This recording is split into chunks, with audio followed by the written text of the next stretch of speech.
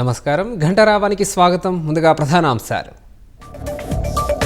వైసీపీకి ప్రత్యక్షంగా కానీ పరోక్షంగా కానీ సాయం చేస్తే పామును పెంచినట్లే. కార్యకర్తల భేటీలో చంద్రబాబు కీలక వ్యాఖ్యలు. హామీల అమలుకు ప్రతిక్షణం పనిచేస్తున్నామన్న సీఎం. ఇచ్చిన మాట నెరవేర్చి ప్రజల రుణం తీర్చుకుంటానని స్పష్టీకరణ.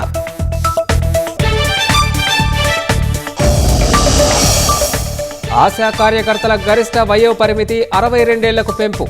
సర్వీసు ముగింపులో గ్రాట్యుటీ కింద 1.5 లక్షలు అందే అవకాశం.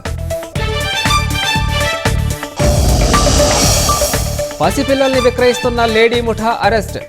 3 శిశువులను రక్షించిన విజయవాడ టాస్క్ ఫోర్స్ పోలీసులు.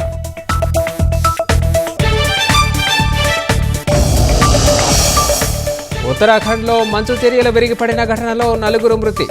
శిథిలాల కింద మరికొంతమంది కార్మికులు.